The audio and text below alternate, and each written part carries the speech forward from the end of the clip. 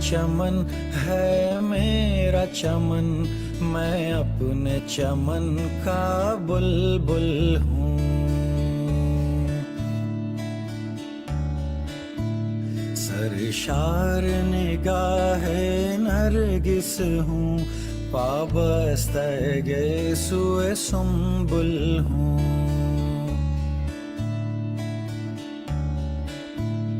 یہ میرا چمن، یہ میرا چمن، یہ میرا چمن ہے میرا چمن، میں اپنے چمن کا بلبل ہوں۔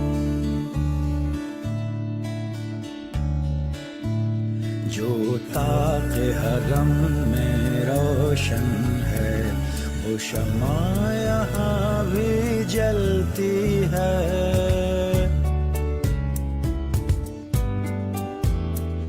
اس دشت کے گوشے گوشے سے ایک جوئے حیات ابلتی ہے۔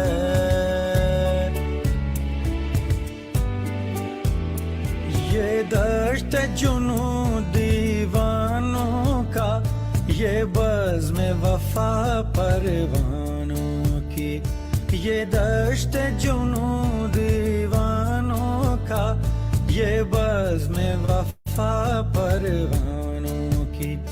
یہ شہر طرب رومانوں کا، یہ خلد بری ارمانوں کی۔ فطرت نے سکھائی ہے ہم کو افتاد یہاں، پرواز یہاں۔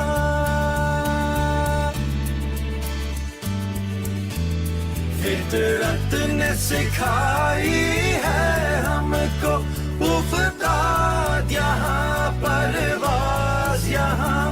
گائے ہیں وفا کے گیت یہاں، چھیڑا ہے جنوں کا ساز یہاں۔ یہ میرا چمن ہے میرا چمن، میں اپنے چمن کا بلبل ہوں۔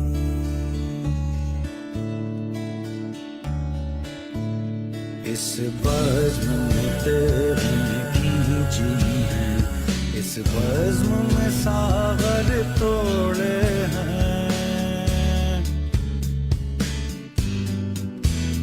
اس بزم میں آنکھ بچھائی ہے، اس بزم میں دل تک جوڑے ہیں۔ ہر شام ہے شام مصر یہاں، ہر شب ہے شب شیراز یہاں۔ ہر شام ہے شام مصر یہاں، ہر شب ہے شب شیراز یہاں۔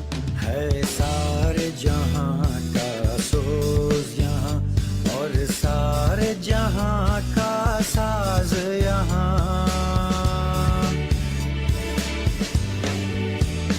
ذرات کا بوسہ دینے کو 100 بار جھکا آکاش یہاں۔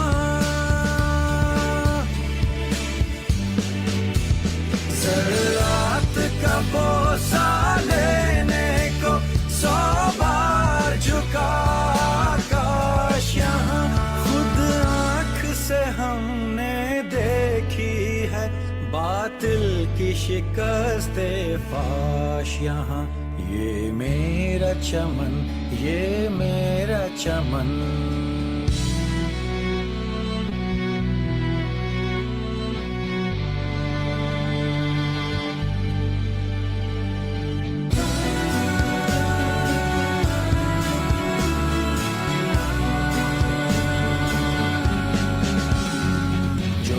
یہاں سے اٹھے گا وہ ساری جہاں پر برسے گا، ہر جو رواں پر برسے گا، ہر کوہ گراں پر برسے گا، ہر سر و سمن پر برسے گا، ہر دشت و دمن پر برسے گا، خود اپنے چمن پر برسے گا، غیروں کے چمن پر برسے گا، ہر شہر طرف پر گرجے گا، ہر قصر طرف پر گڑکے گا۔ یہ ابر ہمیشہ برسا ہے، یہ ابر ہمیشہ برسے گا، یہ ابر ہمیشہ برسا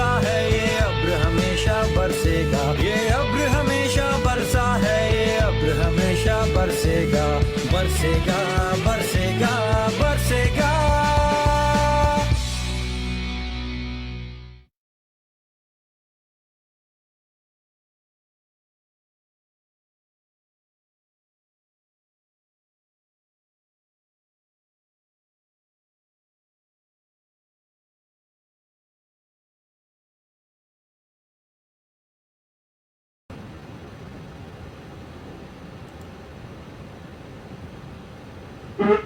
महानामा अल्फाज़ीन के तमाम नाजरीन, कामटी उर्दू राइटर्स फोरम के तमाम देखने सुनने वालों को रेहान कौसर का आदाब। मैं सबसे पहले इब्तदाई कलमात के लिए परवेज़ अनी साहब से दरख्वास्त करता हूँ कि वो इस प्रोग्राम के ताल्लुक़ से अपने इब्तदाई कलमात का इजहार करें। परवेज़ अनी साहब। अस्सलाम वालेकुम। आज 17 अक्टूबर सर सैयद डे के मौके पर मैं आप सबको मुबारकबाद पेश करता हूं। आज कामटी राइटर फोरम ने एक बहुत बड़ा काम किया है। सर सैयद डे का एक छोटा सा जश्न मनाया जा रहा है ताकि आप उनकी खिदमत से वाकिफ हो सके। आज की सदारत रफ़ीक सर फरमा रहे हैं, कन्वीनर रेहान कौसर साहब है। सर सैयद अहमद खान को आज के दौर में जानने की कितनी ज़रूरत है ये हम बखूबी वाकिफ़ हैं, और इसका बखूबी अंदाज़ा आपको और हो जाएगा जब हमारे मकाला खां अपना मकाला पेश करेंगे। नसीम सईद सर, मोहम्मद आमिर आफाक और वसीम सईद साहब। तो लिहाजा मैं आप लोगों की भी ज़्यादा देर न रह के प्रोग्राम रेहान कौसर के हवाले करता हूँ। शुक्रिया।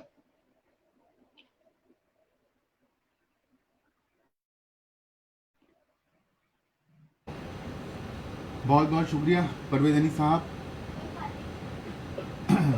दरअसल ये जो प्रोग्राम है ये कामटी उर्दू राइटर्स फोरम की जानिब से मुनक़िद किया गया है और ये बसिलसिला 7 साला तकरीबात अंजुमन ज़ियाउल इस्लाम पब्लिक लाइब्रेरी,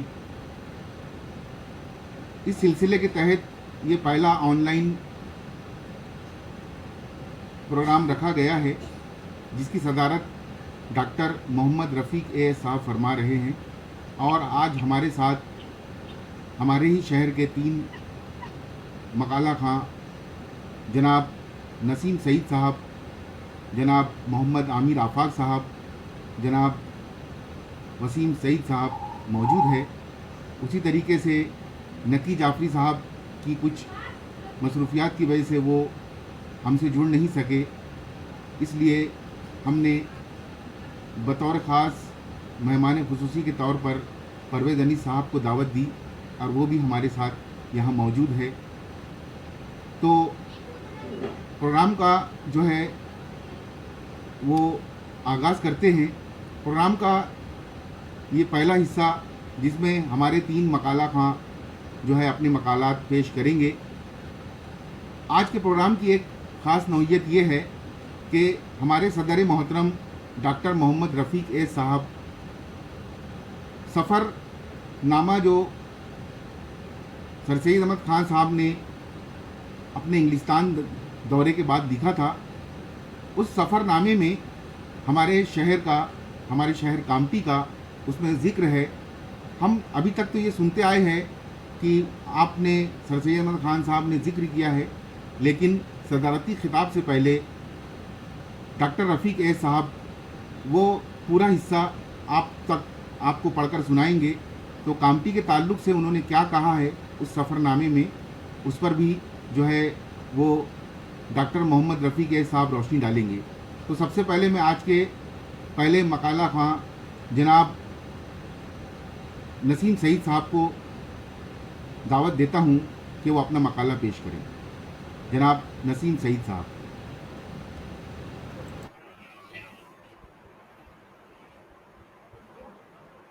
आज की इस तकरीब के सदर आली जनाब डॉक्टर मोहम्मद रफ़ीक ए साहब और रेहान कौसर साहब, اسی طریقے سے دیگر مکالہ خاں وسیم سعید اور کیا نام ہے عامر آفاق صاحب، السلام علیکم۔ آج کا یہ جو دن ہے وہ یوم سرسید کے طور پر منایا جا رہا ہے۔ آج 17 اکتوبر ہے، آپ کی پیدائش کا دن ہے، اور اس دن کو ہی یوم سرسید کے طور پر منایا جاتا ہے۔ تو اس تقریب کے موقع پر مجھے بحیثیت مکالہ خاں کچھ کہنے کے لیے، ان کی زندگی کے اوپر میں روشنی ڈالنے کے لیے یہاں پر مدعو کیا گیا ہے۔ تو آئیے میں اپنا مقالہ شروع کرتا ہوں۔ وہ چراغ جو خود جل کر دوسروں کو روشن کر گیا، وہ چراغ جو خود جل کر دوسروں کو روشن کر گیا۔ اسی طریقے سے ایک شعر ہے یہاں پر، ہزاروں سال نرگس اپنی بے خودی پر روتی ہے، ہزاروں سال نرگس اپنی بے خودی پہ روتی ہے، بڑی مشکل سے ہوتا ہے چمن میں دیداور پیدا، بڑی مشکل سے ہوتا ہے چمن میں دیداور پیدا۔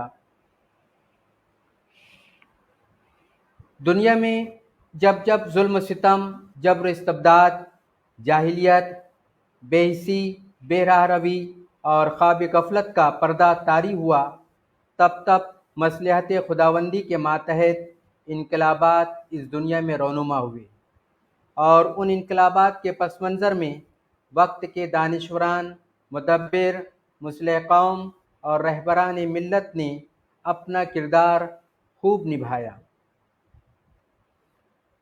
تاریخ گواہ ہے، عروج ہو یا زوال ایک دن میں یہ نہیں آتا۔ 18ویں صدی کے نصف کے بعد کا زمانہ بھی ہندوستان کی تاریخ میں ایک قہر آلود ظلم و بربریت، جاہلیت اور توہم پرستی اور اندھی تقلید کا زمانہ تھا۔ مغلیہ سلطنت کا چراغ ٹمٹما رہا تھا، ملک کی سیاست اور مرکزی حکومت کا شیرازہ بکھر چکا تھا، ہر طرف انتشار اور بدامنی کا دور دورہ تھا۔ مسلم قوم خواب غفلت میں پڑی ہوئی تھی، دولت و اقتدار کا نشہ اب بھی ان پر سر چڑھ کر بول رہا تھا، جبکہ ملک کی معاشی و سیاسی و اقتصادی اور علمی شعبوں میں پس منظر میں ہر میدان ان کے ہاتھوں سے نکل چکا تھا۔ ملک کی اسی معاشی بدحالی اور سیاسی بحران کے زمانے میں ہندوستان کے افق پر ایک روشنی منتشر ہو کر زمانے کو اجالا فراہم کرنے کا ذریعہ بنتی ہے، اور وہ مشعل کوئی اور نہیں، وقت کے سر سید تھے، جنہیں دنیا آج سر سید احمد خان کے نام سے جانتی ہے۔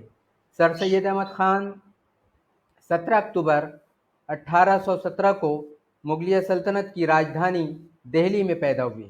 اس وقت مغل فرمانروا اکبر شاہ ثانی کی حکومت تھی۔ کہتے ہیں کہ سر سید کے آباء و اجداد بادشاہ شاہ جہاں کے عہد میں ہرات سے ہندوستان آ کر یہاں سکونت پذیر ہوئے۔ دستور زمانہ کے مطابق عربی اور فارسی کی تعلیم گھر پر ہی حاصل کی۔ ابتدائی تعلیم دینے میں ان کے نانا خواجہ فرید الدین احمد خان کا بڑا ہاتھ تھا۔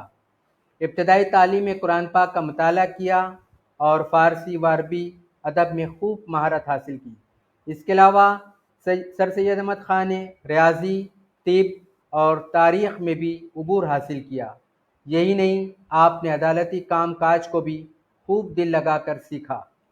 سر سید احمد خان 19ویں صدی کے ایک ہندوستانی مسلم نظریہ علمیت کے حامل، مصلح، مدبر، فلسفی اور بہترین ادیب تھے۔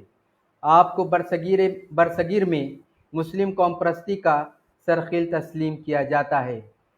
1838 میں آپ نے ایسٹ انڈیا کمپنی کی ملازمت اختیار کی اور 1866 میں چھوٹے مقدمات کے لیے جج بھی مقرر کیے گئے۔ 1876 میں آپ ملازمت سے مستعفی بھی ہو گئے۔ 1857 کی جنگ آزادی میں مسلمانوں کو شکست نصیب ہوئی۔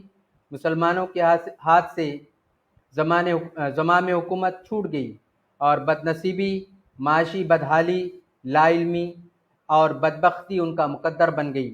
غدر کے خاتمے کے بعد انہوں نے اسباب بغاوت ہند نامی کتاب تخلیق کی، جس میں مسلمانوں کو بغاوت کے الزام سے بری کیا، نیز مسلمانوں کی اس وقت کی موجودہ سیاسی و معاشی و اقتصادی پس منظر کو بیان کر کے مسلمانوں کو ازسرِ نو تنظیم کی ضوء سے منور کیا۔ اس کے بعد سلطنت برطانیہ نے ایسٹ انڈیا کمپنی سے برصغیر کے تمام حصوں کو اپنے ماتحت لے لیا۔ سر سید احمد خان نے مسلمانوں کے راسخ الاعتقاد طرز کو ان کے مستقبل کے لیے خطرہ سمجھتے ہوئے مغربی طرز کی سائنسی تعلیم کو فروغ دینے کے لیے جدید اسکولوں کے قیام کو اولیت دی اور علمی و ادبی و سیاسی جرائد کا اجرا بھی کیا۔ 1837 میں آگرہ میں کمشنر کے دفتر میں بطور نائب منشی کے فرائض انجام دینے کے بعد محنت اور ایمانداری سے ترقی کرتے ہوئے 1846 میں دہلی کے صدر امین بھی مقرر ہوئے۔ یہ سب عہدے اس زمانے کے معتبر عہدوں میں شمار تھے۔ دہلی میں قیام کے اسی دوران انہوں نے 1847 میں آثار السنادید 1847 میں آثار السنادید نامی شاہکار تصنیف کی، جو ہندوستانیوں خصوصاً مسلمانوں کے دور حکومت کی تعمیر کردہ عمارتوں، مقبروں، خانقاہوں، اسکولوں، جامعات اور درسگاہوں کی تفصیلی معلومات دے کر مسلمانوں کے ضمیر کو جگانے کا کام کیا۔ 1857 کی غدر کے بعد ان کو ترقی دے کر صدر الصدور کے عہدے پر بھی فائز کیا گیا۔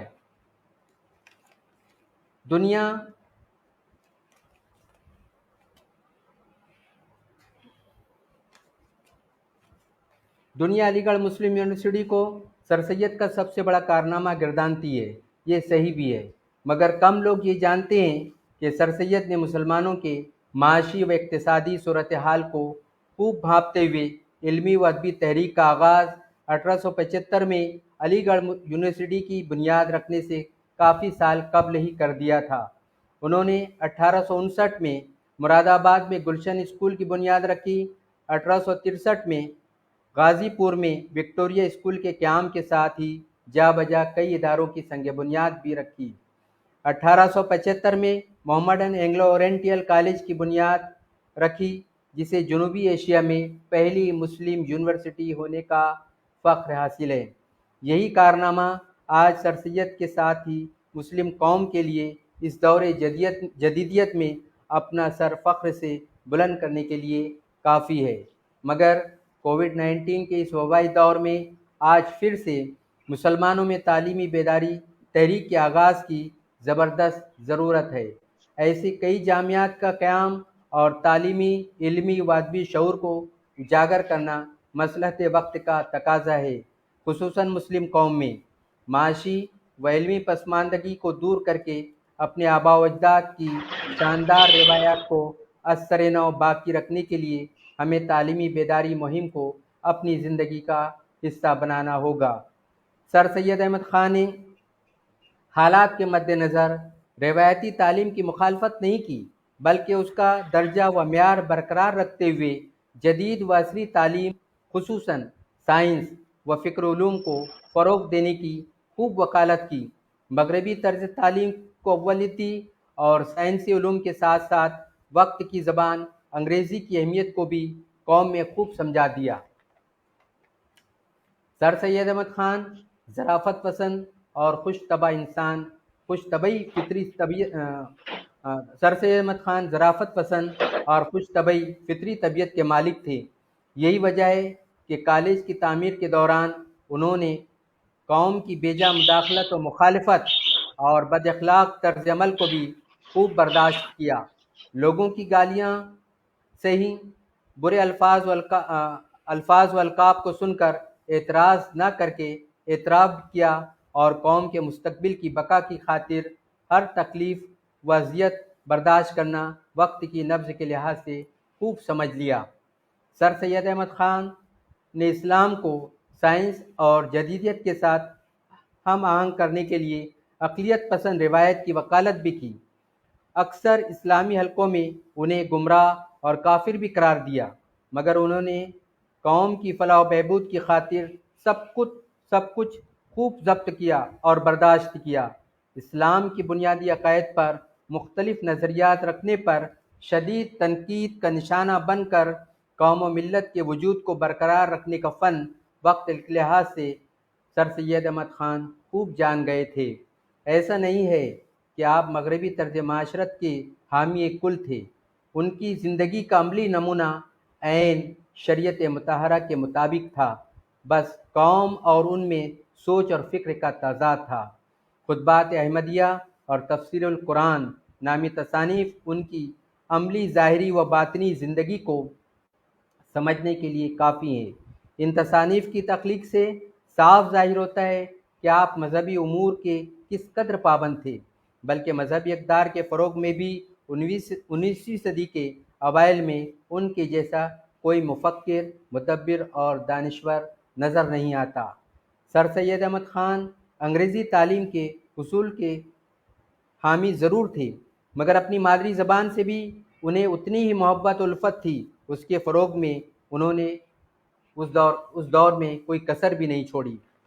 بقول مولانا شبلی نعمانی، اردو انشا پردازی کا جو آج انداز ہے اس کے جد امجد اور امام سر سید احمد خان ہی ہے۔ سر سید احمد خان جدید اردو نثر کے بانی بھی ہیں۔ سر سید سے قبل اردو زبان و ادب ردیف قافیے یا قافیہ بندی کا شکار تھی۔ نثر نگاری اتنی آسان نہیں تھی۔ پھر اس پر ترا یہ کہ اردو نثر نگاری میں عربی و فارسی کا مطلق غلبہ تھا۔ بغیر ان زبانوں کے غیر معروف الفاظ کے استعمال کے اردو جملوں کی تکمیل نہیں ہو پاتی تھی۔ سر سید احمد خان نے اردو نثر نگاری کو اس قید و بند سے بھی آزاد کر کے اردو زبان و ادب کو دنیا کی معیاری زبانوں کی صف میں لا کھڑا کر دیا۔ سر سید احمد خان کو اردو مضمون نگاری کا بھی بانی تصور کیا جاتا ہے۔ ان کے جاری کردہ رسالے تہذیب الاخلاق کے کچھ مضامین جیسے تعصب، تعلیم و تربیت، کاہل، اخلاق، ریا، مخالفت، شامت، بحث و تکرار، اپنی مدد آپ، عورتوں کے حقوق، ان سب مضامین میں ان کا اختصار قدر مشترک ہے جو باقاعدہ ایک مضمون کا بنیادی وصف ہے۔ ان کی نثر سادہ، سلیس، سہل اور آسان ہوتی ہے۔ سر سید احمد خان نہایت بے تکلفی سے بات کرنے کے عادی تھے۔ گفتگو کا انداز نرالا تھا، مگر گھما پھرا کر بات کرنا یا الجھاؤ پیدا کر کے بات کرنا ان کو مطلق پسند نہیں تھا۔ ان کے مضامین میں مقصدیت کا عنصر ہمیشہ غالب نظر آتا ہے۔ وہ ہمیشہ مقصد کی بات کرنا اپنا نصب العین سمجھتے تھے۔ ان کی تحریروں میں شگفتگی اور ظرافت بھی خوب پائی جاتی ہے اور ساتھ میں سنجیدگی اور متانت بھی۔ سر سید برصغیر میں مسلم نشاط ثانیہ کے بہت بڑے علمبردار تھے۔ انہوں نے ہندوستان میں تعلیمی، علمی و ادبی تحریکوں کا آغاز اس وقت کیا جب مسلمانوں پر جمود یا سکتہ طاری تھا۔ پستی میں گری اس قوم کو باعزت بنانے کا خواب دکھایا انہوں نے، اور پھر اس کی تعبیر میں علمی اداروں کو تعمیر کیا اور اس کے مقصد کی بقا کے لیے اپنی ساری زندگی کو وقف بھی کر دیا۔ انہوں نے مسلمانوں کی اصلاح و ترقی کا بیڑا اس وقت اٹھایا جب سرزمین ہندوستان مسلمانوں پر تنگ ہوتی جا رہی تھی۔ انگریز ان کے خون کے پیاسے تھے۔ مسلمان توپوں سے اڑائے جاتے تھے، سولی پر لٹکائے جاتے تھے۔ کالا پانی کی سزا پانے والوں میں ان کی تعداد سر فہرست تھی۔ ان کے گھروں کی اینٹ سے اینٹ بجا دی جاتی تھی۔ ان کی جاگیریں و جائیدادیں ضبط کر لی جاتی تھیں۔ نوکریوں ملازمتوں کے شعبوں میں مسلمانوں کے لیے دروازے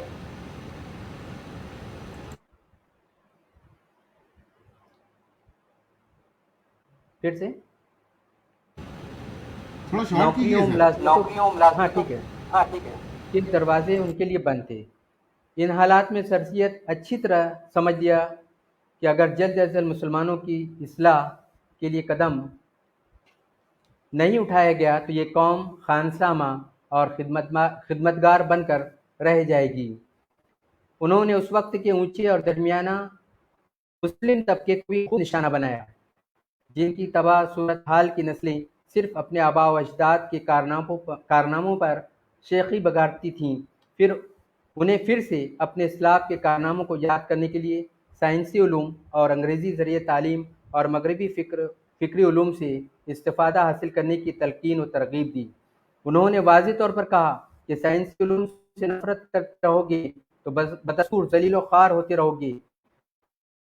سر سید احمد خان کو کامل یقین تھا کہ مسلمانوں کی اصلاح و ترقی کا علاج انہی سائنسی علوم کو حاصل کرنے میں پوشیدہ ہے۔ سر سید احمد خان 81 سال کی عمر میں 27 مارچ 1998 کو اس دنیا سے رحلت فرما گئے اور اپنے کالج کی مسجد میں مدفون ہوئے۔ آئیے مسلمانوں میں جدید تعلیم کے محرک، جدید اردو نثر نگاری کے بانی، مسلم نشاط ثانیہ کے علمبردار، قوم مصلح قوم، مدبر، ممتاز دانشور، محقق، ماہر تعلیم، ادیب، ہمدردان قوم و ملت، علی گڑھ مسلم یونیورسٹی کے بانی سر سید احمد خان کی پیشوا سائنسی، معروضی، منطقی، علمی، ادبی و سیاسی، معاشرتی و معاشی خدمات کے اطراف میں انہیں ایک بار سلام عقیدت پیش کریں۔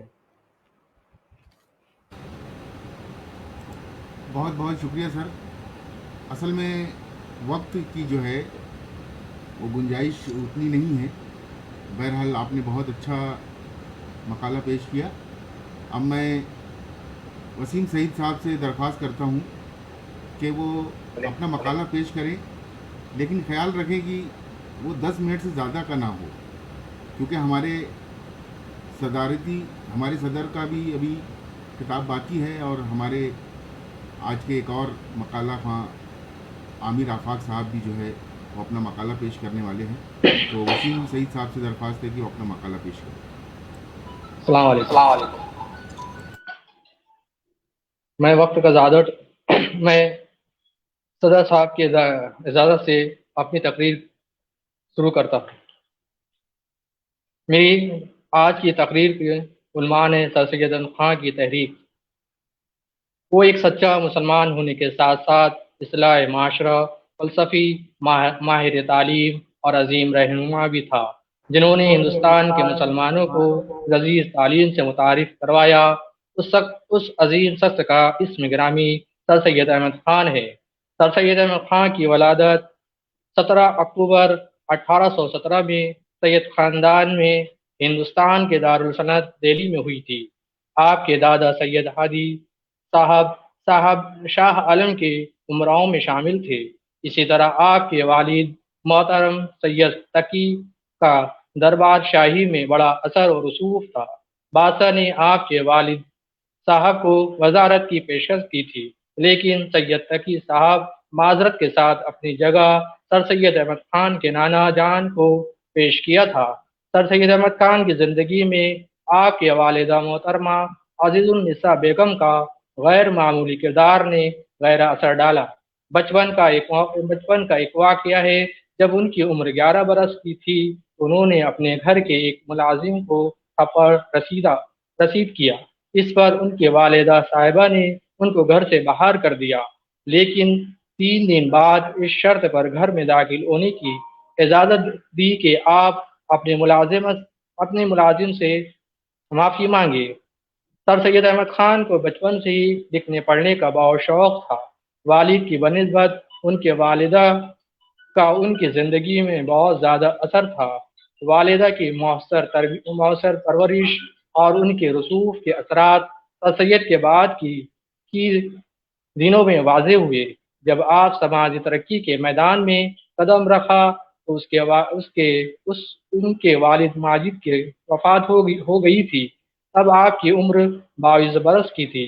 والد کی وفات کے بعد ان کے خاندان کو مالی مشکلات کا سامنا کرنا پڑا اور بہت کم تعلیم کے ساتھ انہوں نے 1830 میں ایسٹ انڈیا کمپنی میں کلرک کی حیثیت سے کام کرنا شروع کیا۔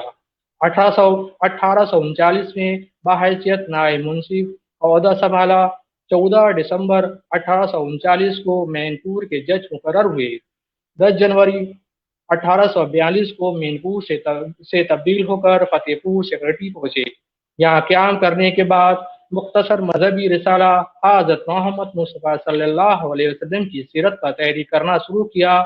اپنے بڑے بھائی سید محمد خان کی سرپرستی میں صفحات کا پہلا تجربہ سید الاخبار کی شکل میں کیا۔ سر سید خان نے مذہبی، تاریخی، علمی موضوعات پر بہت سی کتابیں لکھی۔ ان کتابوں کے علاوہ انہوں نے بے شمار سیاسی اخلاقی مضامین علی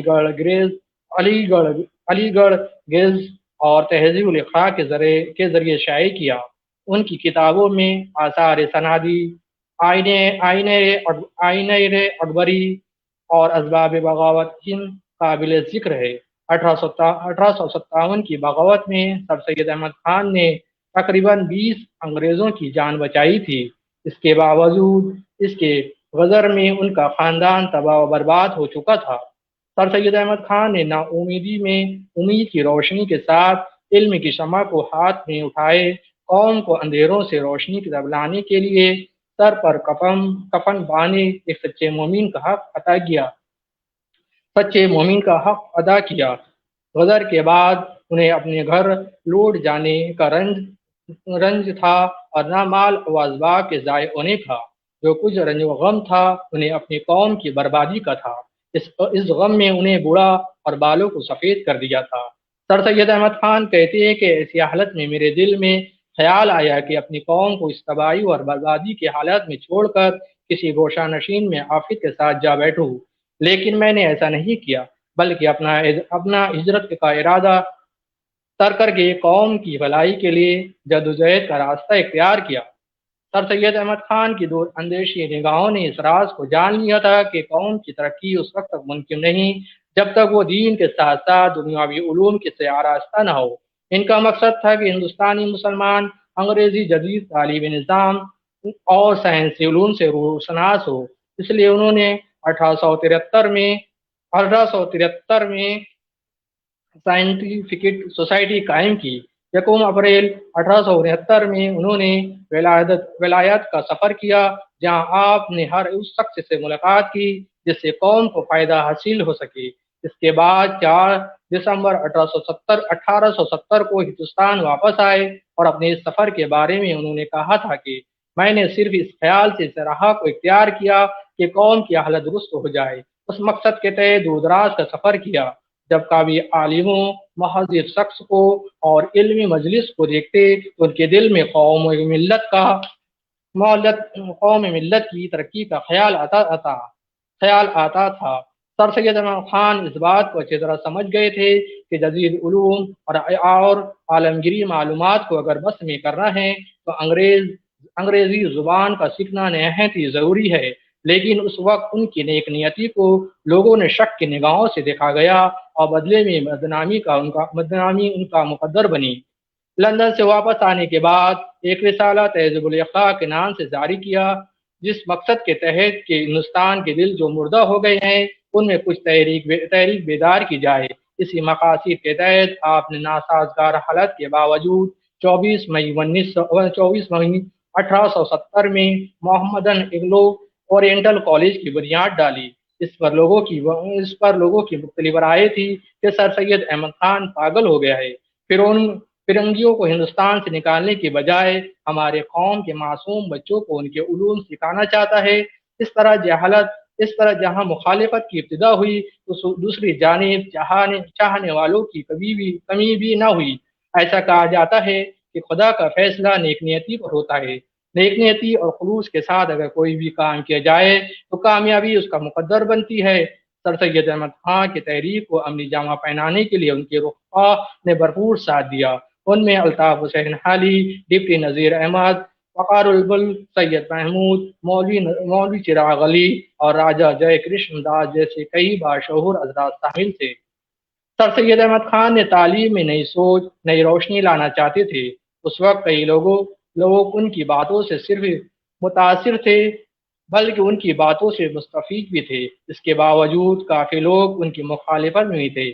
ان کے ہم خیالوں میں اضافہ تو ضرور ہوا لیکن لوگوں میں غصہ بھی کم نہیں تھا۔ کہا جاتا ہے قوم کے معصوم بچوں کو فرنگیوں کی زبان سکھانے اور انگریزی علوم حاصل کرنے پر انہیں کافر بھی کہا جانے لگا تھا۔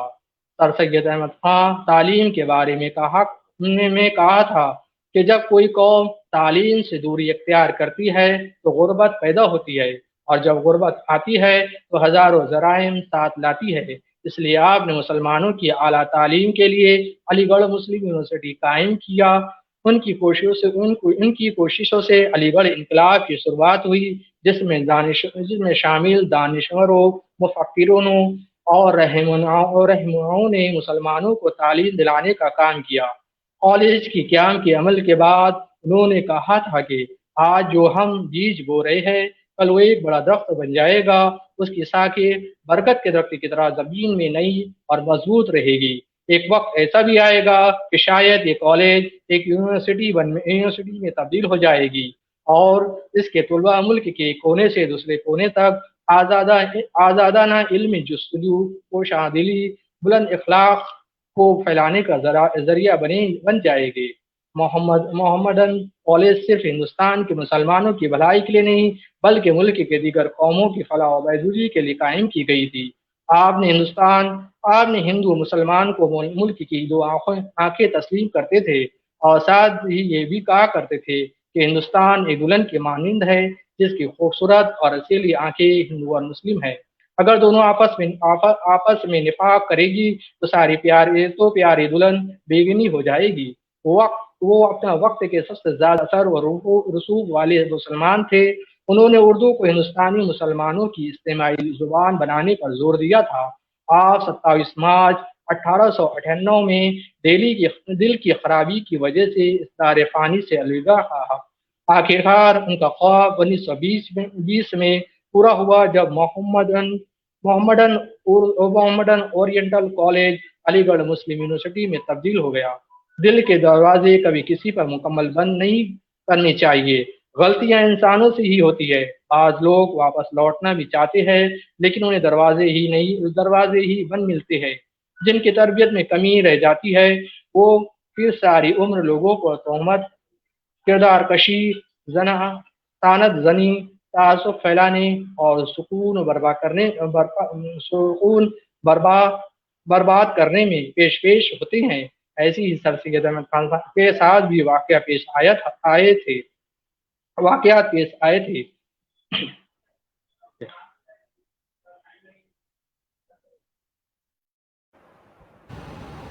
بہت بہت شکریہ وسیم سعید صاحب، آپ نے بہتر طریقے سے جو ہے سر سید احمد خان صاحب کی شخصیت اور ان کے کارنامے پر روشنی ڈالی۔ اب آئیے ہمارے شہر کے ایک باکمال ہنرمند نوجوان قلمکار جو ہے ہمارے بیچ موجود ہے، اور آپ جو ہے درس و تدریس کے پیشے سے وابستہ ہے، تو میں محمد عامر آفاق صاحب سے درخواست کرتا ہوں کہ وہ اپنا مقالہ پیش کریں۔ محمد عامر آفاق صاحب۔ شروع اللہ کے نام سے جو نہایت مہربان، بڑا رحم والا ہے۔ بلا کسی تمہید کے اپنا مقالہ پیش کر رہا ہوں جس کا عنوان ہے نئی صبح کا نقیب میر کارواں سر سید احمد خان۔ سماعت فرمائیں۔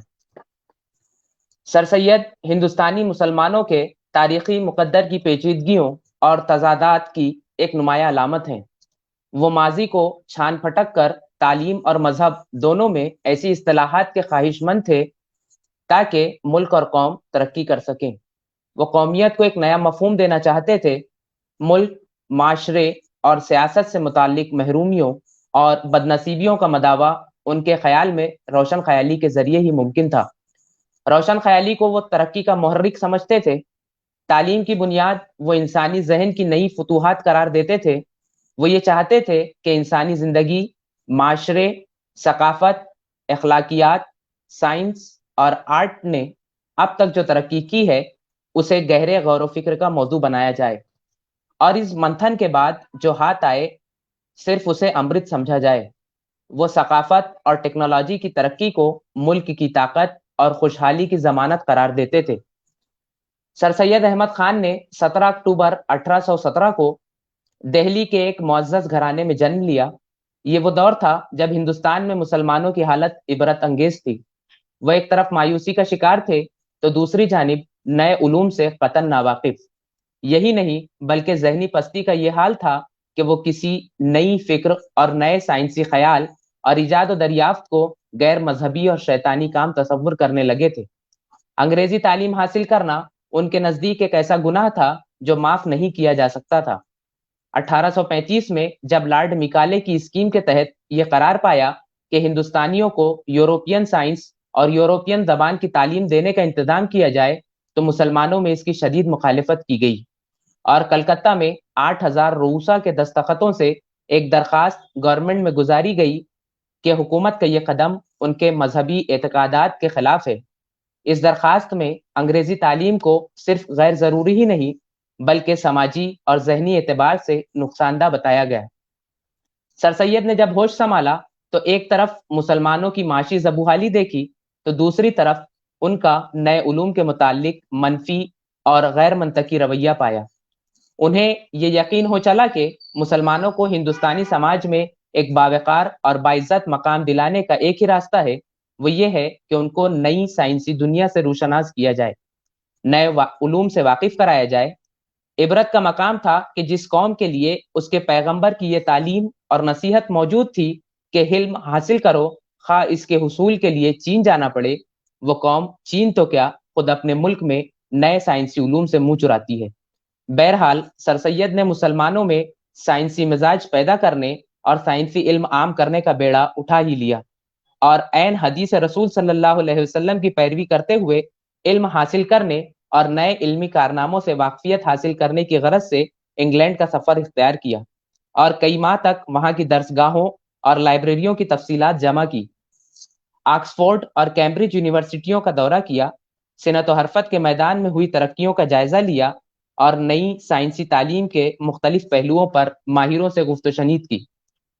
اس دوران انگلینڈ میں لوگوں کا رہن سہن اور سائنسی تعلیم کی لیاقت دیکھ کر بہت خوش ہوئے۔ انگلینڈ سے واپس آ کر سر سید نے اپنے خیالات کے اظہار کے لیے تہذیب الاخلاق جاری کیا اور تحقیقی اور تعلیمی کاموں میں مصروف ہو گئے۔ مختلف اسکیمیں بنائیں جن کا مقصد نئے سائنسی علوم نوجوانوں تک پہنچانا تھا۔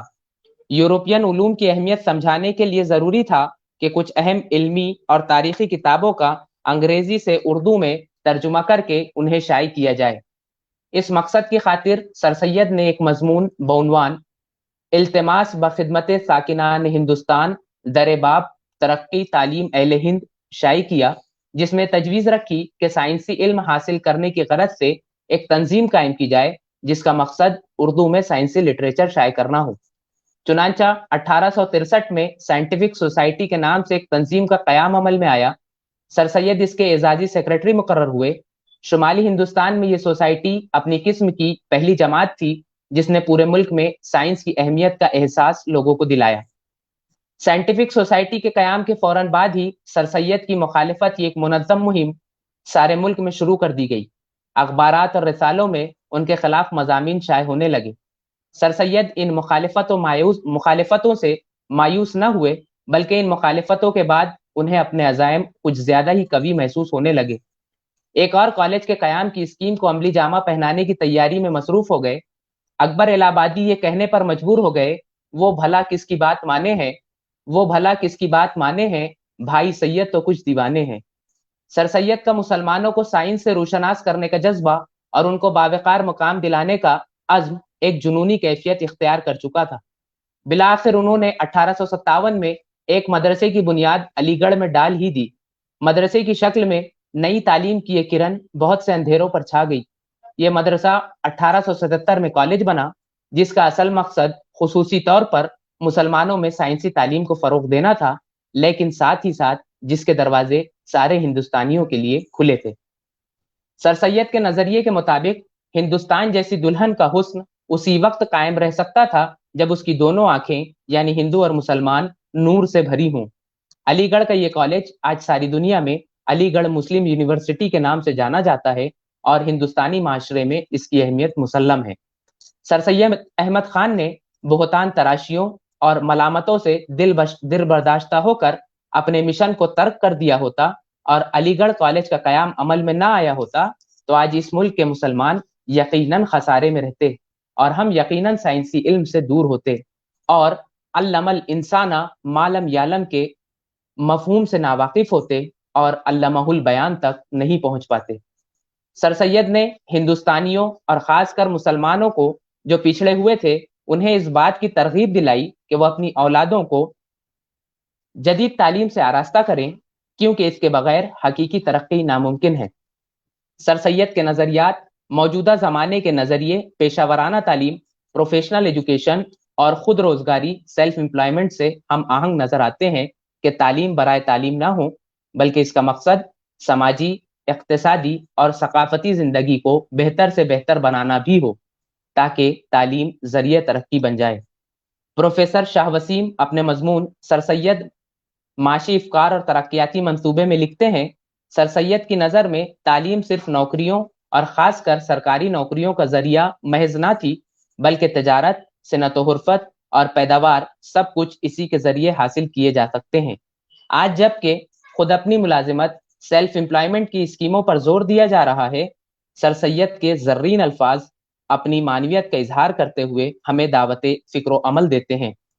سر سید نے لکھا ہے، مگر تم یہ دیکھو کہ کوئی اور نتیجہ بھی تعلیم کا ہے یا نہیں۔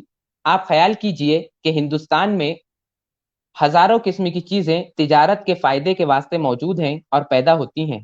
ہمارا ملک ہے اور وہ چیزیں ہمارے ہاتھ میں ہیں۔ سمندر کے اندر ہمارا کوئی حصہ نہیں ہے، غیر ملکوں سے ہمارا کوئی رشتہ نہیں ہے۔ ہم کو چاہیے کہ دوسرے ملکوں میں آرٹ کمپنیاں قائم کریں جس سے اعلیٰ درجے کے تاجر ہوں، ملک کی پیداوار، قدرتی چیزیں جو زمین میں گری پڑی ہیں ان سے فائدہ اٹھاویں، اس طریقے سے کہ اپنے ملک میں اپنے ہی بھائی کا روپیہ لے کر فائدہ اٹھائیں، ورنہ ملک میں ترقی نہیں ہو سکتی۔ تعلیم و تربیت کو بروئے کار لاتے ہوئے خود اپنے تجارتی ادارے، اپنے روزگار، صنعت و حرفت کو فروغ دینے اور بیرونی تجارت کو بڑھاوا دینے کی بات کرنے والا سید کتنا دور اندیش تھا۔ زمانہ کتنی ترقی کیوں نہ کر لے، معیشت کی ترقی و نمود کی رفتار کتنی تیز تر کیوں نہ کر دی جائے، ہر فرد کو اس کی پسند کی نوکری دینا اور آمدنی کو اس کی خواہش کے مطابق بڑھاتے رہنا اگر ناممکن نہیں تو بہرحال مشکل ضرور ہے۔ اسی لیے سر سید نے خود اپنی ملازمت سیلف امپلائمنٹ کے اصول کو اجاگر کیا۔ بقول ڈاکٹر اخلاق احمد، آج بھی سر سید کے خیالات کو خزاں نہیں چھو سکتی ہے۔ رازجوئی ان کی زندگی کا مقصد تھا، زندگی بھر رازجو بنے رہے۔ آج ہم ان کی جستجو میں ہیں۔ شکریہ۔ بہت بہت شکریہ محمد عامر آفاق صاحب۔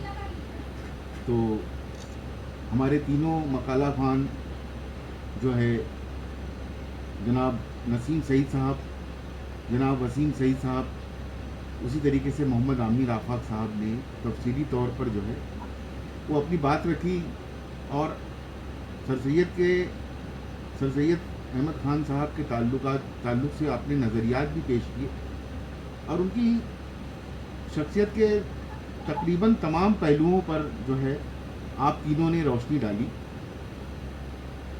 اب صدارتی خطاب سے پہلے میں ڈاکٹر محمد رفیق اے صاحب سے درخواست کرتا ہوں کہ سر سید احمد خان صاحب کا جو سفر نامہ ہے اس سفر نامے میں دراصل جب وہ علی گڑھ سے نکلے تو ناگپور آنے تک انہوں نے بائی روڈ یعنی کہ سڑک سے جو ہے وہ اپنا سفر طے کیا، راستہ طے کیا، اور ناگپور سے جو ہے وہ ممبئی تک انہوں نے ٹرین سے سفر طے کیا۔ تو اس بائی روڈ جب وہ کامٹی سے گزرے تو انہوں نے جبل پور سے کامٹی تک کا جو ہے وہ اپنے سفر نامے کا وہ حصہ جو ہے اپنے سفر نامے میں درج کیا ہے۔ تو میں ڈاکٹر رفیق اے صاحب سے پہلے تو درخواست کرتا ہوں کہ آپ وہ حصہ جو ہے وہ ہمیں پڑھ کر سنائیں، اور دوسرا پھر جب آپ اپنے صدارتی خطاب کو پیش کریں تو ان کے نظریات کے تعلق سے جو ان کی تعلیمی نظریات جو تھے اس تعلق سے بھی جو ہے وہ روشنی ڈالے تو سب سے پہلے میں آپ سے درخواست کرتا ہوں کہ آپ جو ہے کامتی کا ذکر جو حصہ ہے، جو جس حصے میں وہ ذکر ہے، آپ برائے مہربانی وہ پڑھ کر سنائیں. ڈاکٹر محمد رفیق اے صاحب. اعوذ باللہ من الشیطان الرجیم. بسم اللہ الرحمن الرحیم. الحمد للہ رب العالمین. ناظرین، آج کا یہ ویبنار سر سید احمد خان کی یوم پیدائش 18 اکتوبر کے موقع پر کامٹی اردو رائٹر فورم کی جانب سے اور انجمن ضیاء الاسلام پبلک لائبریری کے 7 سالہ تقریبات کے سلسلے کی ایک کڑی ہے. جیسا کہ ریحان کوثر صاحب نے سر سید احمد خان کا سفر نامہ، اس کے تعلق سے شہر کامٹی میں ان کا قیام، ان کا سفر اور کامٹی کے دوران ان کے جو بھی تاثرات انہوں نے لکھے تحریر کیے، تو اس کو میں اپنے 4 الگ الگ حصوں کے اندر تقسیم کرتا ہوں. پہلا کہ شہر کامٹی کا قیام، پھر اس کے بعد سر سید کا سفر اور سر سید احمد خان کا کامٹی میں آمد، اور پھر آمد ہونے کے بعد یہاں کامٹی کے جو انہوں نے احوال اور جو کچھ بھی انہوں نے دیکھا اس کو تحریر کیا، وہ میں آپ کے روبرو پیش کرنے کی جسارت کر رہا ہوں. انگریزوں اور بھوسلہ خاندان کے درمیان 1817 میں سیتابڑی ناگپور میں ایک جنگ ہوئی اور اس جنگ میں انگریزوں نے بھوسلہ حکومت کو شکست دی. 1822 میں مدراس فوج کی آمد کے ساتھ کامٹی چھاونی کا درجہ حاصل کر لیا اور یہاں سے شہر کامٹی جو ہے وہ بسنا شروع ہو گیا. سر سید احمد خان، آپ نے ہندوستان اور بیرون ملک کا سفر بھی کیا ہے اور اسی بابت آپ نے ایک کتاب مسافران لندن بھی تحریر فرمائی ہے. آپ کا سفر نامہ کتابی شکل میں موجود ہے. سید احمد خان کا سفر 1 اپریل 1868 میں بنارس سے شروع ہوا اور 2 اکتوبر 1870 کو انہوں نے اپنے سفر سے سر سید خان ممبئی لوٹائے. جس وقت سر سید احمد خان کامٹی سے گزرے اور جو بھی یہاں کے حالات سے واقفیت حاصل کی، وہ تاریخ کا ایک اہم حصہ ہے. بنارس سے سفر شروع ہوا، الہ آباد تشریف لائے، وہاں سے لیفٹیننٹ گورنر سے ملاقات ہوئی، الہ آباد سے جبل پور پہنچے اور پلازا ہوٹل میں قیام ہوا. یہ سفر یہاں تک ریل سے شروع ہوا، ریل سے انہوں نے کیا. اس کے بعد جبل پور سے ناگپور کا سفر بذریعہ سڑک ہوا اور نرمدا ندی کو عبور کرنے کا ذکر بھی جو ہے انہوں نے اپنے اس سفر نامے میں کیا ہے. لہذا جب وہ جبل پور سے ناگپور کے لیے نکلے تو انہوں نے جن راہوں کا، جن چیزوں کا ذکر کیا ہے، میں وہ آپ کے روبرو پیش کر رہا ہوں. جبل پور سے ناگپور تک بڑی تکلیف سے راستہ طے ہوا. سب سے بڑی دقت یہ تھی کہ بیلوں کی شکرمی سواری کو تھی جو لہے لہے ہاکوں کرنے پر بھی بڑھیا کے چرخے سے بھی آہستہ چلتی تھی. شکرم، ہم اس کو بیل گاڑی کہہ سکتے ہیں آج کے دور میں، یا آپ جس کو عام طور پہ چھکڑا کہتے ہیں. کھانے کے راستے میں بہت تکلیف تھی اور پانی کی اس سے زیادہ بسبب خشک سالی کے تمام کنویں خشک ہو گئے تھے. بعضوں میں تو مطلق پانی نہ تھا اور بعضوں میں اس قدر رہتا کہ 10-20 منٹ میں 1 لوٹا بھر سکے، اور بعضوں میں پینے لائق پانی مل سکتا تھا. اکثر جگہ خشک کنویں کھود کر اور گہرے کیے جاتے تھے. گرد کے پانی کی بہت قلت تھی. علاوہ اس کے دن کی دھوپ، گرمی اور ہوا بند ہونے پر حبس کی خمس اور ہوا چلنے پر گرم ہوا کی دقت اور لو کی کیفیت اور بھی زیادہ تکلیف دہ تھی. جبل پور سے ناگپور تک راستہ طے کرنے میں اولین عین جبل پور کے نیچے نرمدا دریا ملا. ایک نہایت اتار اور ڈھلان گھاٹی کو طے کر کے زمین میں پہنچے تب پانی کی صورت دکھائی دی. 60-70 فٹ سے زیادہ عریض نہ تھا اور پانی صرف گھٹنوں گھٹنوں اس پر چند کشتیوں کا پل، جن کا طول ہمارے ملک کی کشتیوں کے عرض سے بھی کم تھا، بندھا ہوا تھا، اور اس پل پر سے اترے اور جس قدر ڈھلاؤ اترے تھے اسی قدر چڑھائی چڑھے. 2 بیلوں اور 2 بھینسوں نے شکرم کو کھینچ کر اوپر پہنچایا. لوگ بیان کرتے ہیں کہ یہ دریا برسات میں اونچے کڑاٹ تک بھر جاتا ہے اور بہت ہی قہر دریا ہوتا ہے. 5-5 मील के फासले पर बैलों की चौकी थी, जहां शकरम के बैल बदले जाते थे। जबलपुर से धूमान की चौकी 8 चौकी थी। करीब 1 बजे का वहां पहुंचना। उस जगह डाक बंगला है, वहां भी बहुत से अंग्रेज और मेम और बच्चे उतरे हुए थे। हम एक दरख्त के नीचे ठहरे और बाजार से दूध मंगा कर पिया। नहायत उम्दा, शीरी और गाढ़ा दूध था। खानसामा से एक मुर्गी मोल ली और छब्बू ने उसका कोरमा बनाया और खानसामा ने अपने घर से पराठे पकवा दिए। वो सब लेकर हम वहां से रवाना हुए और शकरम में बैठे हुए खाते चले। जबलपुर से नागपुर तक आने में 3 जिले राह में पड़े, सिवनी, देवलापार, कामठी। सड़क जो जबलपुर से नागपुर तक है, अगर बखूबी बनी हुई है, कंकरा हुआ है, यानी वहां पर पूरे रास्ते में कंकर फैले हुए थे। जा वजह नदी नालों पे पुल बने हुए थे और वो मुल्क और सरजमीन ऐसी कि वहां उम्दा सीधी हमवार सड़क होनी नामुमकिन है। पहाड़ों और नालों और नदियों और पत्थरों में होकर सड़क जाती है और इस सबब से खराब और तकलीफ भी है। किसी जगह 1 मील भी सड़क ऐसी नहीं जिसमें गजों और बांसों की चढ़ाई उतराई ना हो। और पहाड़ों और गारों के किनारों पर नहायत ही पेचदार और चक्रदार सड़क है।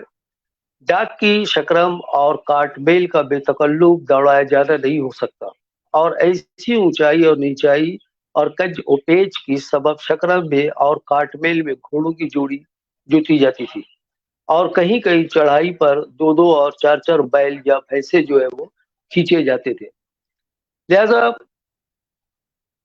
अब सर सैयद अहमद खान जो है, ये इन्होंने रास्ते का जो भी नशेबो फराज, पानी की किल्लत, सड़कों की बदहाली, इसका जिक्र किया। अब जिक्र करने के बाद इनकी शहर कामठी के अंदर आमद होती है। तो जब वो कामठी में आते हैं और अपना सफरनामा तहरीर करते हैं, तो मैं चाहूंगा कि उसको एक मतलब आपको गोशगुजार कर दूं। सर सैयद अहमद लिखते हैं, सदर मुकाम जिला कामठी फील जुमला खूबसूरत और बारौनक था।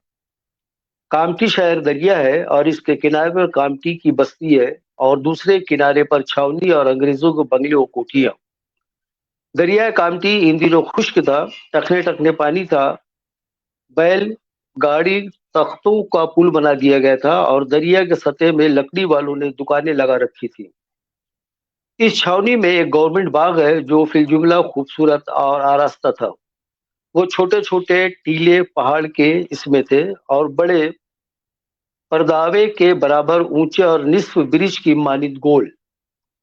इस पर चढ़ने के लिए चक्रदार सड़क बतौर रविश बनाई और इसमें छोटी या छोटा सा खूबसूरत चमन लगाकर कुर्सियां और कोचे बैठने और सैर करने के लिए हवा खाने को डाल रखी है। मगर अफसोस के पानी की ना होने से सारा बाग पसमुर्दा और सुस्त है।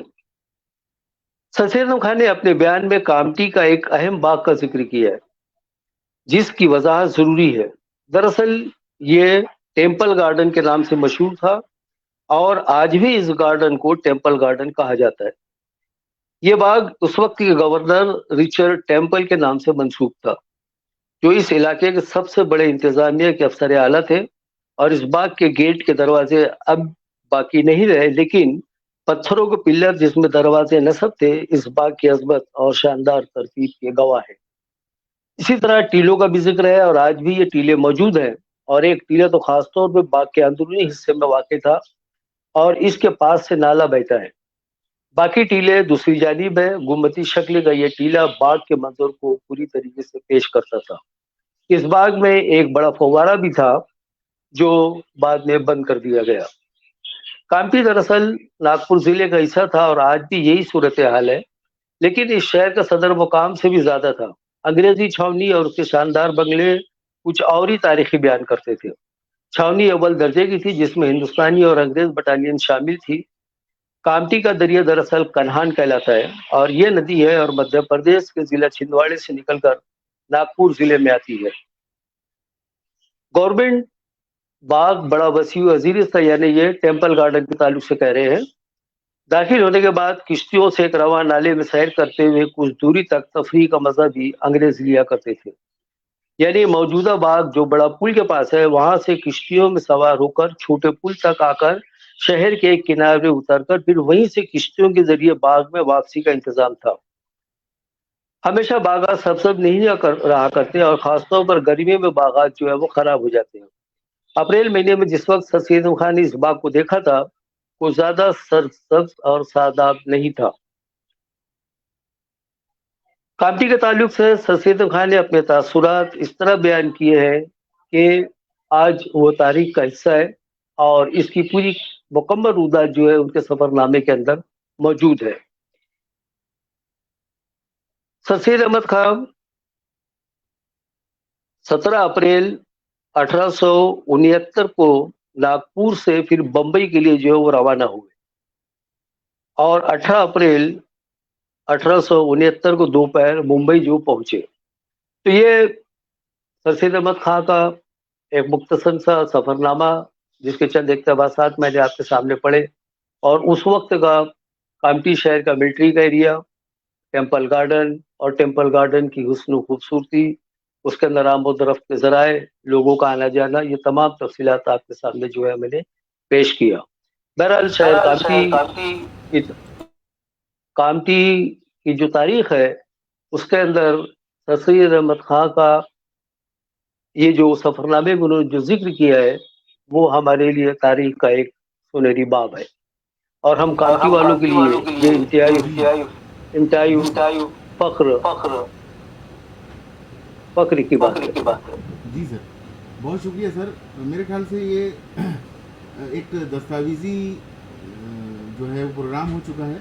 کامٹی کے تعلق سے بہت سارے لوگوں کو اتنا تو معلوم تھا کہ ذکر ہے، لیکن کس طریقے سے ذکر کیا گیا ہے، کیسا ذکر کیا گیا ہے، آپ نے وہ ہم لوگوں کے سامنے پیش کیا۔ اس کے لیے تو میں جتنا شکریہ ادا کروں اتنا کم ہے۔ ہمارے ساتھ پرویز احمد یعقوبی صاحب جو ہے وہ اس پروگرام میں جڑے ہیں، اور ہمارے جو مہمان ہیں، ہمارے جو شرکا ہیں ابھی اس پروگرام میں، وہ بھی چاہے تو کچھ سوال کر سکتے ہیں۔ تو سر سید کے صحافتی اور تعلیمی نظریات کے تعلق سے پرویز احمد یعقوبی صاحب جاننا چاہتے ہیں کہ ان کے نظریات کیا تھے۔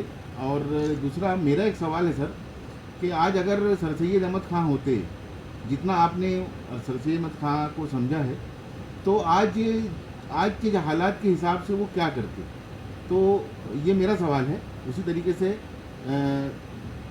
پرویز احمد یعقوبی صاحب ہیں، اس کے پہلے ہمارے فورم پر بھی ایک بحث جو ہے وہ شروع ہوئی تھی کہ کسی نے ہمارے فورم کے ممبر نے کہا کہ بھئی ان کے تعلیمی جو اصول ہے اس پہ عمل کرنا چاہیے۔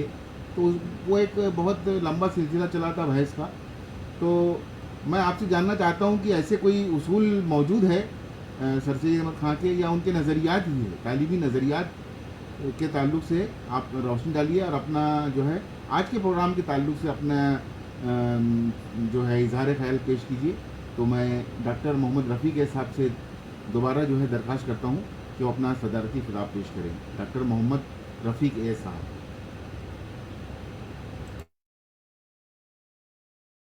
سید احمد خان انہوں نے تعلیمی میدان میں کیا خدمات انجام دیے، تو اس کا مفصل جواب ہمارے تینوں مقالہ خواہ نے اپنے مقالات کے اندر جو ہے تفصیل سے اس کو بیان کر چکے ہیں، وہ اس کو دہرانا مناسب نہیں سمجھتے۔ رہ گیا یہ آپ کا سوال کہ دور حاضر کے اندر سر سید احمد خان کے نظریات کس حد تک کے جو ہے وہ فٹ بیٹھتے ہیں، یا کیا ان نظریات کو آج کے دور میں ہم مسلم قوم کی بہتری یا ان کے اندر تعلیم کو وسعت دینے کے لیے یا تعلیم کی فراغت کے لیے کیا ان کے اصول آج بھی لائق عمل ہے یا نہیں ہے۔ دیکھیے، تعلیم جو بھی مسلح قوم ہوتا ہے وہ کوئی اپنے وقت کے لیے نہیں ہوتا، وہ اپنے دور کی تو ترجمانی ضرور کرتا ہے، لیکن بہت دور اندیشی کے ساتھ بھی وہ لوگ اپنے نظریات کو پیش کرتے ہیں۔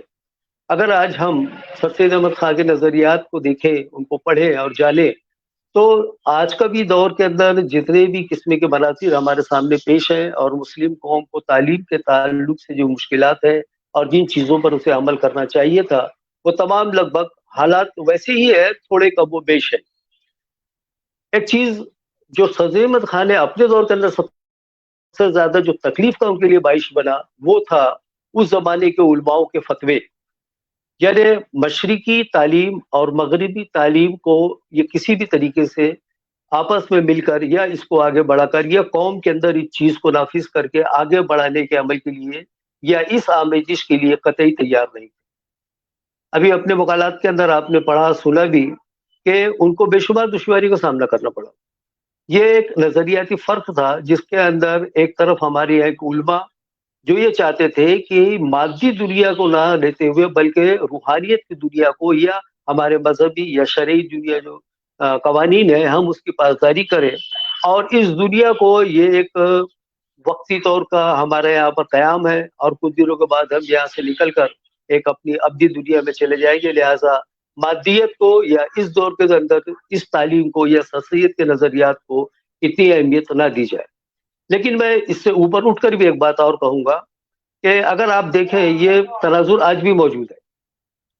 اگر ہم آج بھی اپنے قوم کو جدید تعلیم کے تعلق سے یا سائنس ٹیکنالوجی کے تعلیم سے جوڑنا چاہتے ہیں تو یہ آج بھی پھر وہی طبقہ ہمارے کو جو ہے پیچھے سے کھینچنے کی کوشش کرتا ہے اور وہ لے دے کر صرف اسی دائرے کے اندر قید کرنا چاہتا ہے جہاں سے ہم کو اس بات کی تعلیم دی جاتی ہے کہ یہ دنیا صرف چند روزوں کی ہے اور آخرت کی دنیا ایک بڑی لمبی اور طویل ہے جس کا انعام و اکرام آپ کو دیا جائے گا.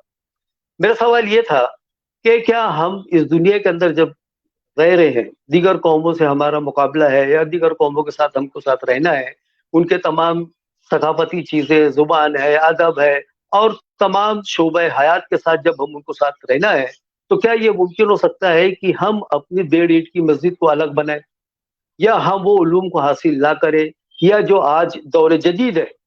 آج آپ دیکھیے کہ سائنس اور ٹیکنالوجی اپنے بام عروج پر ہے. اس کے اندر آج کے دور کے اندر بھی مسلمانوں کا اس میں کیا حصہ ہے؟ یہاں تک کہ میں آپ کی خود کی لکھی ہوئی کتاب ریحان کوثر صاحب کی کتاب کے بارے میں ذکر کر رہا ہوں. انہوں نے mobile.com کے اوپر ایک کتاب لکھی ہے, بہت ضخیم کتاب ہے. اس پوری کتاب کے اندر جتنے بھی لوگوں نے موبائل فون کے اوپر کام کی یہ پورے کے پورے جو ہے سب غیر مسلموں کا نام ہے, ایک بھی مسلمان سائنسداں کا یا ٹیکنیشین کا نام نہیں ہے. وجہ وہی ہے کہ ہمارے یہاں کے جو علماء ہے وہ یہ نہیں, وہ کسی بھی طریقے سے کہ دنیاوی تعلیم کو اور دینی تعلیم کو جو ہے وہ آمیزش یا ملوث کرنے کے حق میں نہیں ہے. لیکن ضرورت اب اس بات کی ہے کہ ہمارے مدارس کے اندر بھی جدید تعلیم کا نظریہ قائم کیا جائے. ہمارے یہاں کے بچوں کو مدرسوں کے اندر خاص طور پر سائنس ٹیکنالوجی انگریزی حساب اور جدید جتنے بھی علوم ہیں ان سے متعارف نہ کرایا جائے بلکہ ان کے اندر باقاعدہ ان کو ڈگریاں دلائی جائے تاکہ وہ دین اور دنیا دونوں کو ساتھ میں لے کے چلے. ایک سب سے بڑا خلیج اور ہمارے درمیان میں یہ ہے کہ مدرسے سے تعلیم حاصل کرنے والا طالب علم کیا IAS آفیسر بن سکتا ہے, کیا کلیکٹر بن سکتا ہے؟ یہ کنسیپٹ ہمارے یہاں نہیں ہے اور حقیقت میں یہ ہے کہ ہماری حکومت نے ان سب چیز کے بارے میں اس کا پروویژن کر رکھا ہے. اب مدرسے سے جو فارغ عالم ہو چاہے گریجویٹ کا جو ہے وہ درجہ رکھتے ہیں. اب آپ جانتے ہیں کہ جو شخص گریجویٹ ہو اس کے لیے تمام کمپیٹیٹیو ایگزام جو ہے وہ اس کے اوپر وہ بیٹھ سکتا ہے, وہ ایگزام کو پاس کر سکتا ہے اور کوالیفائی کر کے وہ بڑے ایڈمنسٹریشن جو ہے یا ایڈمنسٹریٹو پوسٹ کے اوپر جا کے بیٹھ سکتا ہے. لیکن یہ کنسیپٹ بھی ہمارے یہاں جو ہے وہ فی الحال مفقود ہے, یا ہم اس کے اوپر عمل کرنا نہیں چاہتے یا ہم اس کو جان بوجھ کے نظر انداز کر رہے ہیں. تو دور حاضر کے اندر سر سید احمد خان کے نظریات, ان کی سوچ, ان کی غور, ان کی فکر, ان کا لائے عمل, ان کا کام کرنے کا ڈھنگ اور ایک سب سے بڑی بات جو ہے کہ ان کی سوچ کو ہم چند مخصوص سالوں کے اندر محدود نہیں کر سکتے. میرا یہ ماننا ہے کہ جب تک تعلیم کی ضرورت محسوس ہے تب تک سر سید احمد خان زندہ ہے, ان کے نظریات زندہ ہے, ان کے تمام غور و فکر زندہ ہے. اور میں یہ آگے بڑھ کے کہوں گا کہ اگر ہم کو آج بھی ترقی کی راہ پہ آگے بڑھنا ہے تو ان کے نظریات کو ہم کو فالو کرنا پڑے گا, ان کے نظریات کو ہم کو سوچنا پڑے گا اور ایک ایسی اسٹریٹجی بنائی جائے, ایک ایسا لائے عمل تیار کیا جائے کہ جس کے وجہ سے ہم دین کے ساتھ ساتھ دنیاوی تعلیم کے اندر بھی ایک نمایاں مقام جو ہے وہ حاصل کر سکیں. تو آج کا یہ جو سر سید احمد خان صاحب کے اوپر جو ہم ان کی ولادت کے اوپر جو پروگرام کیا, ان کو یاد کیا, ان کے کارناموں کو, ان کے خاندانی پس منظر کو اور دیگر تمام ان سے وابستہ تمام چیزوں کو ہم نے بڑے غور و فکر کے ساتھ اس کو بیان کیا اپنے ناظرین کے سامنے. لے دے کے معاملہ ایک یہاں تک کہ آ گیا ہے کہ اب ہمیں اس معاملے کے اندر بڑی غور و فکر کرنے کی ضرورت ہے. پھر سے ایک مرتبہ سر جوڑ کے بیٹھنا پڑے گا کہ آج کے دور کے تعلیمی تقاضے، دور حاضر کے جو ہے جو تقاضے ہیں، ان تقاضوں کے اندر کیا ہم آج بھی فٹ ہیں یا نہیں، اور نہیں ہے تو پھر ہمیں کیا کرنا ہوگا. تو ہمارے اکابرین اور ہمارے جو مسلح قوم ہیں، انہوں نے جو اپنے نظریات، اپنے جو فکریں اور انہوں نے جو تاثرات پیش کیے ہیں، کیا وہ آج کے دور پر قابل عمل ہے یا نہیں. میرا ایسا کہنا ہے کہ وہ قابل عمل ہے، اور بلکہ میں یہ دو آگے بڑھ کے اور یہ کہوں گا کہ اگر ہم اس کو اثر نو پھر سے اس کے اوپر اگر غور کریں اور اس کے اوپر کام کریں تو یقیناً ہم ایک نئے سرے سے پھر اپنی قوم کے اندر جو ہے ایک نئی روح کو ہم پھونک سکتے ہیں. سر سید احمد خان صرف اپنے نظریات کو پیش نہیں کیا بلکہ عملی طور کے اوپر وہ تمام چیزوں کو کر کے دکھایا، اور اس کی سب سے بڑی روشن مثال علی گڑھ مسلم یونیورسٹی، وہاں کے اور دیگر شعبے جات، مختلف اخبارات و رسائل وہاں کے نکلنے والے، ان کی خود کی تحریر کردہ کتابیں، بلکہ انہوں نے اس سے بڑھ چڑھ کر یہ کیا کہ اپنے دور کے اندر وہ تمام علوم کو اپنے یونیورسٹی کے اندر لا کر قائم کرنا اور اس کو چلانے کے لیے جو بیڑا اٹھایا تھا اس کو بھی بالآخر شرمندہ خواب ہوا وہ، اور وہ پوری طریقے سے آج جو ہے پوری دنیا کے اندر یونیورسٹی اور یہاں کے پڑھنے والے لوگ ایک معزز مقام پر قائم ہے. تو ہمیں اس بات کہنے کے اندر کوئی مبالغہ نہیں ہوگا کہ آج بھی یہ یونیورسٹی اس کی جیتے جاگتا ثبوت ہے کہ سر سید احمد خان کے نظریات، ان کا جو تعلیم کے تعلق سے ان کی جو سوچ تھی وہ ایک دم مثبت ہے، صحیح سمت میں ہے، اور اگر ہم اس کو فالو کریں تو یقیناً ہم اپنی قوم کے اندر ایک تعلیم کے تعلق سے، بیداری کے تعلق سے، معیشت کے تعلق سے، ثقافت، تمدن اور وہ تمام شعبہ حیات جس کے اندر انسانی زندگی کی ترقی ملوث ہوتی ہے، ہم اس کو بام عروج تک پہنچا سکتے ہیں. آخر میں اپنی بات کو مختصر کرتے ہوئے یہ کہتا چلوں کہ دور حاضر کے جو بھی تقاضات ہیں اور ان تقاضوں کے اندر ہماری قوم کو یا مسلمانوں کو جو آگے بڑھنے یا ترقی کرنے کے جو راستے ہیں اور ہمارے جو اہداف ہیں، کیا ہم ان کو پورا کر سکتے ہیں سر سید احمد خان کے تعلیمی نظریات کے سامنے رکھ کر یا ان کی تمام افکار کو سمیٹ کر. تو ضرورت اس بات کی ہے کہ ہم ایک مرتبہ پھر سے اس کو غور کریں اور ان کے لائے عمل پہ عمل کریں، ان کے بتائے ہوئے راستوں پر عمل کریں. یقیناً ہم اپنے مستقبل کو جو ہے روشن اور تابناک ضرور بنا سکتے ہیں. شکریہ. بہت بہت شکریہ سر، آج کا بہت خوبصورت پروگرام. اور ایک سوال اور آیا ہے سر، آج کی تعلیمی پالیسی اور سر سید کی پالیسی میں کیا یکسانیت ہے یا کیا اختلاف ہے؟ تو اس پہ مختصر سے تھوڑا سا.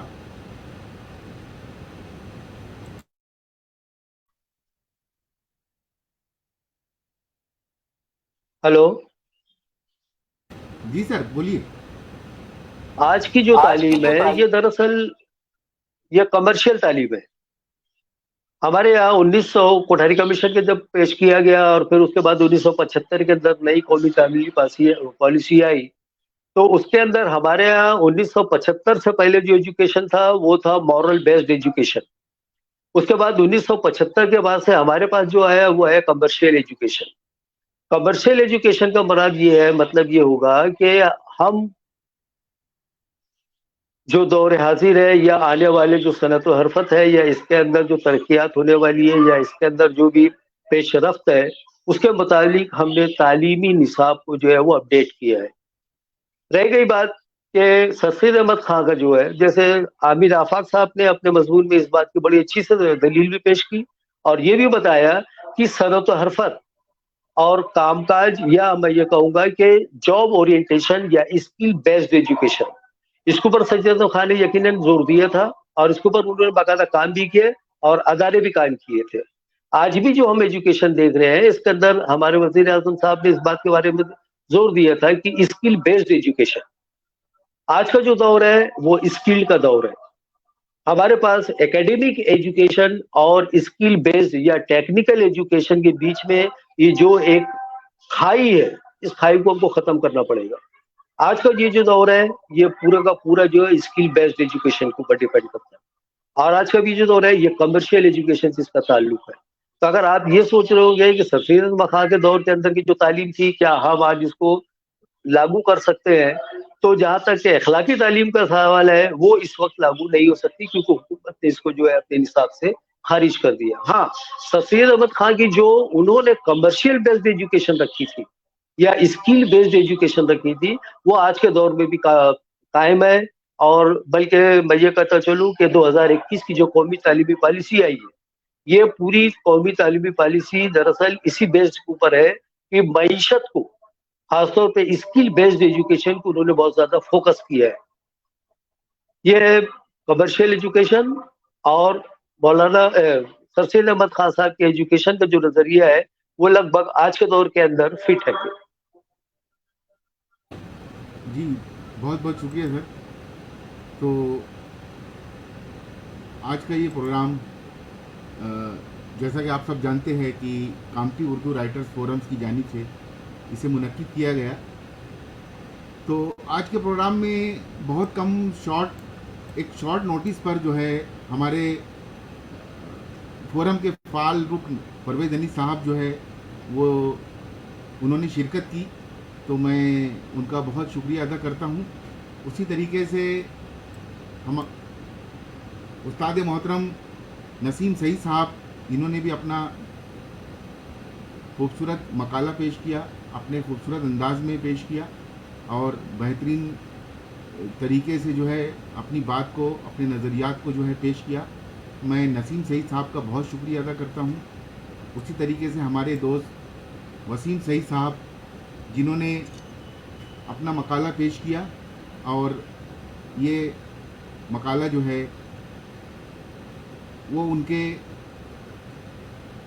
کی آنے والی کتاب جو ہے اس میں وہ شامل ہے. تو بہت خوبصورت مقالہ تھا. آپ کا بھی بہت شکریہ وسیم سعید صاحب، آپ نے مقالہ پیش کیا. اسی طریقے سے ہمارے محمد عامر آفاق صاحب نے بھی بہت ہی پرمغز اور بہت ہی اچھا مقالہ پیش کیا. اور میں آپ تینوں صاحبان سے درخواست کرتا ہوں کہ اگر یہ مقالے ان پیج فائل میں ہیں تو وہ برائے مہربانی جو ہے وہ فورم تک پہنچا دے. جیسا کہ آپ جانتے ہیں کہ فورم کا جو مجلہ نکلنے والا ہے اور ہو سکتا ہے کہ لائبریری کے جو 100 سالہ سیمینئر نکلنے والا ہے اس میں بھی اسے شامل کیا جائے. تو آپ تینوں سے درخواست ہے کہ اپنا مقالہ جو ہے وہ ای میل کے ذریعے جو ہے وہ فورم تک پہنچا دے. اسی طریقے سے ہمارے آج کے صدر اور ماہر تعلیم، ماہر ماحولیات جناب ڈاکٹر محمد رفیق اے صاحب جو ہمارے فورم کے صدر بھی ہیں، انہوں نے آج کی صدارت کے فرائض انجام دیے اور بخوبی انجام دیے. تو میں آپ کا بہت شکریہ کرتا ہوں، فورم کی جانب سے آپ کا بہت شکریہ ادا کرتا ہوں. اور میں ہمارے تمام دیکھنے والے، ہمارے تمام جو ہندوستان اور بیرون ممالک سے جڑنے والے تمام ناظرین کا میں شکریہ ادا کرتا ہوں اور اس پروگرام کے اختتام کا اعلان کرتا ہوں. بہت بہت شکریہ.